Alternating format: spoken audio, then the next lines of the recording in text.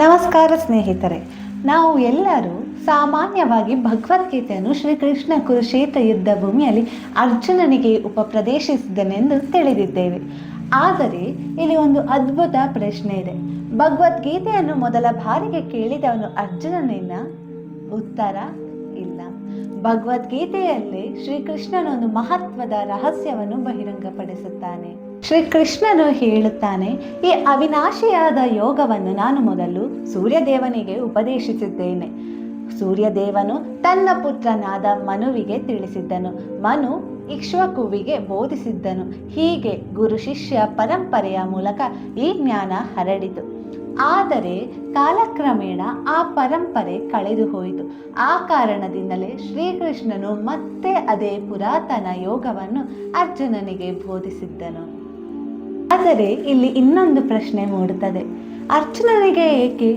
ಯಾಕಂದರೆ ಭೀಷ್ಮನಂತಹ ಈ ಮಹಾಜ್ಞಾನಿಗಳು ಕೂಡ ಇದ್ದರು, ಧರ್ಮರಾಜ ಯುಧಿಷ್ಠಿರನೂ ಇದ್ದನು, ಅಪಾರ ಶಕ್ತಿಶಾಲಿ ಭೀಮನೂ ಇದ್ದನು. ಹಾಗಿದ್ದಾಗ ಕೃಷ್ಣನು ಅರ್ಜುನನನ್ನೇ ಏಕೆ ಆರಿಸಿಕೊಂಡ? ಶ್ರೀಕೃಷ್ಣನೇ ಇದರ ಉತ್ತರವನ್ನು ಗೀತೆಯಲ್ಲಿ ಕೊಡುತ್ತಾನೆ. ನೀನು ನನ್ನ ಭಕ್ತನೂ ಹೌದು, ನನ್ನ ಸ್ನೇಹಿತನೂ ಹೌದು. ಆದ್ದರಿಂದ ಈ ಪರಮ ರಹಸ್ಯವನ್ನು ನಿನಗೆ ಹೇಳುತ್ತಿದ್ದೇನೆ. ಅಂದರೆ ಅರ್ಜುನನು ಕೇವಲ ಯೋಧನಾಗಿರಲಿಲ್ಲ, ಅವನು ಕೃಷ್ಣನ ಮೇಲೆ ಸಂಪೂರ್ಣ ಭಕ್ತಿ, ವಿಶ್ವಾಸ ಮತ್ತು ಸ್ನೇಹವನ್ನು ಹೊಂದಿದ್ದನು. ಭೀಷ್ಮನಿಗೆ ಯಾಕೆ ಹೇಳಲಿಲ್ಲ? ಭೀಷ್ಮನಿಗೆ ಧರ್ಮ ಯಾವ ಕಡೆ ಇದೆ ಎಂಬುದು ಚೆನ್ನಾಗಿ ಗೊತ್ತಿತ್ತು. ಪಾಂಡವರ ಪರವೇ ನ್ಯಾಯ ಇದೆ ಎಂದು ಅವನು ಬಹಿರಂಗವಾಗಿ ಹೇಳಿದನು. ಆದರೆ ಅವನು ಯುದ್ಧದಲ್ಲಿ ಕೌರವರ ಪರವಾಗಿ ನಿಂತನು. ಅಂದರೆ ಅವನ ಚಿಂತನೆ, ಮಾತು ಮತ್ತು ಕೃತ್ಯಗಳ ನಡುವೆ ಸಂಪೂರ್ಣ ಸಾಮರಸ್ಯ ಇರಲಿಲ್ಲ. ಯುಧಿಷ್ಠಿರನಿಗೆ ಯಾಕೆ ಹೇಳಲಿಲ್ಲ? ಯಾಕಂದರೆ ಯುಧಿಷ್ಠಿರನು ಧರ್ಮಾತ್ಮನು. ಆದರೆ ಅವನು ತನ್ನ ಹಿಂದಿನ ತಪ್ಪುಗಳ ಬಗ್ಗೆ ಹೆಚ್ಚು ಪಶ್ಚಾತ್ತಾಪ ಪಡುತ್ತಿದ್ದನು. ಭವಿಷ್ಯದ ಸವಾಲುಗಳ ಕಡೆಗೆ ಅರ್ಜುನನಷ್ಟಾಗಿ ಗಮನ ಹರಿಸಲಿಲ್ಲ. ಹಾಗಿದ್ದರೆ ಭೀಮನಿಗೆ ಏಕೆ ಹೇಳಲಿಲ್ಲ? ಭೀಮನು ತುಂಬ ಅಪಾರ ದೈಹಿಕ ಬಲ ಹೊಂದಿದ್ದನು. ಆದರೆ ಗೀತೆಯ ಸೂಕ್ಷ್ಮ ತತ್ವಗಳನ್ನು ಗ್ರಹಿಸಲು ಬೇಕಾದ ತೀಕ್ಷ್ಣ ಬುದ್ಧಿಶಕ್ತಿ ಅರ್ಜುನನಷ್ಟು ಇರಲಿಲ್ಲ. ಅರ್ಜುನನ ವಿಶೇಷತೆ ಏನು ಹಾಗಾದರೆ? ಅರ್ಜುನನು ಭವಿಷ್ಯದ ಪರಿಣಾಮಗಳ ಬಗ್ಗೆ ಚಿಂತಿಸುತ್ತಿದ್ದನು. ಯುದ್ಧದ ನಂತರ ಏನಾಗುತ್ತದೆ? ಕುಟುಂಬಗಳು ನಾಶವಾದರೆ ಸಮಾಜದ ಸ್ಥಿತಿ ಹಾಗಾದರೆ ಏನು? ಧರ್ಮ ಹೇಗೆ ಉಳಿಯುತ್ತದೆ? ಇಂತಹ ಆಳವಾದ ಪ್ರಶ್ನೆಗಳನ್ನು ಅವನು ಕೇಳಿದ್ದನು. ಅವನ ಬುದ್ಧಿ ತುಂಬ ತೀಕ್ಷ್ಣವಾಗಿತ್ತು. ಅವನಿಗೆ ಆಧ್ಯಾತ್ಮಿಕ ಸತ್ಯಗಳನ್ನು ಗ್ರಹಿಸುವ ಸಾಮರ್ಥ್ಯ ಕೂಡವಿತ್ತು.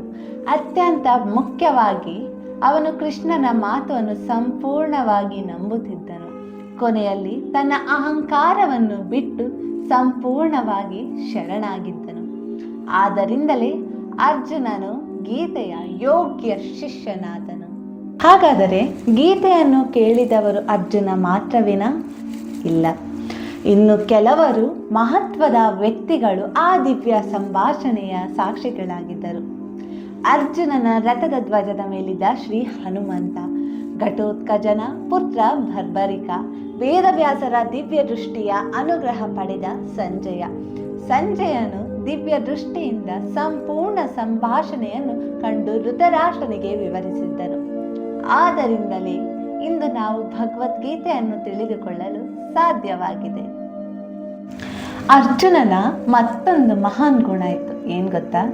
ಅನಸೂಯ. ಶ್ರೀಕೃಷ್ಣನು ಅರ್ಜುನನನ್ನು ಅನಸೂಯ ಎಂದು ಕರೆದಿದ್ದಾನೆ. ಅನಸೂಯ ಎಂದರೆ ಏನು ಗೊತ್ತಾ? ಇದರಲ್ಲಿ ದೋಷಗಳನ್ನು ಹುಡುಕದ ಮನಸ್ಸು. ಕೆಲವರು ಎಷ್ಟೇ ಒಳ್ಳೆಯದನ್ನು ಕಂಡರೂ ಅದರಲ್ಲಿ ತಪ್ಪು ಹುಡುಕ್ತಾರೆ. ಅತ್ಯುತ್ತಮ ಸ್ನೇಹಿತನಲ್ಲೂ ತಪ್ಪು, ಅತ್ಯಂತ ಸುಂದರ ಚಿತ್ರದಲ್ಲೂ ತಪ್ಪು, ಅತ್ಯುತ್ತಮ ಪರಿಸ್ಥಿತಿಯಲ್ಲೂ ತಪ್ಪು. ಇಂತಹ ಮನೋಭಾವ ಹೊಂದಿರುವವರಿಗೆ ಆಧ್ಯಾತ್ಮಿಕ ಜ್ಞಾನ ಹರಡುವುದಿಲ್ಲ. ಏಕೆಂದರೆ ಅವರ ದೃಷ್ಟಿ ಯಾವಾಗಲೂ ದೋಷಗಳ ಮೇಲೆ ಇರುತ್ತದೆ. ಅರ್ಜುನನು ಹಾಗಿರಲಿಲ್ಲ. ಕೃಷ್ಣನಿಗೆ ಅತಿ ಸಮೀಪದಲ್ಲಿದ್ದರೂ ಅವನಲ್ಲಿ ದೋಷ ಹುಡುಕಲಿಲ್ಲ. ಆದ್ದರಿಂದಲೇ ಕೃಷ್ಣನು ಅವನಿಗೆ ರಾಜವಿದ್ಯೆ, ರಾಜಗುಹ್ಯ ಎಂಬ ಪರಮ ರಹಸ್ಯವನ್ನು ಬೋಧಿಸಿದ್ದನು. ಒಂದು ಸುಂದರ ಉದಾಹರಣೆ ನೋಡೋಣ ಬನ್ನಿ. ಕನ್ನಡಿ ಧೂಳಿನಿಂದ ಮುಚ್ಚಿದರೆ ಅದನ್ನು ಸ್ವಚ್ಛಗೊಳಿಸಬಹುದು. ಆದರೆ ನಮ್ಮ ಕಣ್ಣಿಗೆ ಮೊಬ್ಬಿದ್ದರೆ ಆಗ ಕನ್ನಡಿ ಸ್ವಚ್ಛಗೊಳಿಸಿದರೂ ಪ್ರಯೋಜನವಿಲ್ಲ. ಮೊದಲು ಕಣ್ಣಿನ ಸಮಸ್ಯೆಯನ್ನು ಸರಿಪಡಿಸಬೇಕು.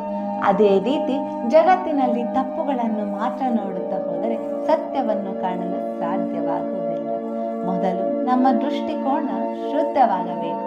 ಆಗ ಮಾತ್ರ ಜ್ಞಾನ ಸ್ವತಃ ಅರಳುತ್ತದೆ.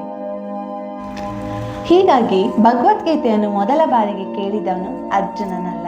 ಅವನಿಗಿಂತ ಮುಂಚೆ ಸೂರ್ಯದೇವ, ಮನು ಮತ್ತು ಇಕ್ಷ್ವಾಕುಗಳು ಈ ಜ್ಞಾನವನ್ನು ಪಡೆದಿದ್ದರು. ಆದರೆ ಕಳೆದು ಹೋದ ಆ ಪುರಾತನ ಜ್ಞಾನವನ್ನು ಪುನಃ ಲೋಕಕ್ಕೆ ನೀಡಲು ಶ್ರೀಕೃಷ್ಣನು ಅರ್ಜುನನನ್ನು ಆರಿಸಿಕೊಂಡನು. ಏಕೆಂದರೆ ಅರ್ಜುನನು ಭಕ್ತನಾಗಿದ್ದ, ಸ್ನೇಹಿತನಾಗಿದ್ದ, ಶರಣಾಗತನಾಗಿದ್ದ, ಅನಸೂಯನಾಗಿದ್ದ ಮತ್ತು ಸತ್ಯವನ್ನು ಸ್ವೀಕರಿಸಲು ಸಿದ್ಧನಾಗಿದ್ದ. ಅದೇ ಕಾರಣಕ್ಕೆ ಭಗವದ್ಗೀತೆ ಇಂದು ಮಾನವ ಕುಲಕ್ಕೆ ಅಮೂಲ್ಯವಾದ ಆಧ್ಯಾತ್ಮಿಕ ಸಂಪತ್ತಾಗಿ ಉಳಿದಿದೆ. Hare Krishna. Stay rooted, stay connected with waves of Bharat. ಜೈ ಹಿಂದ್.